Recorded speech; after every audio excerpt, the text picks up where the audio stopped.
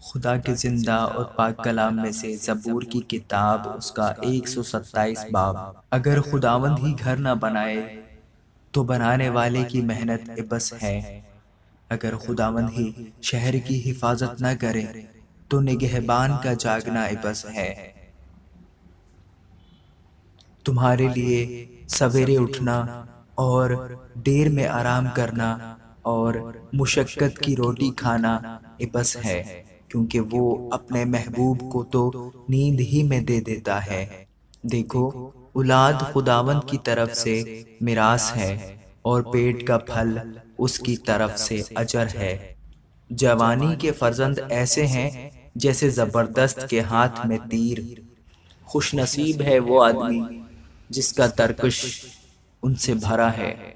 जब वो अपने दुश्मनों से फाटक पर बातें करेंगे तो शर्मिंदा ना होंगे। आमीन।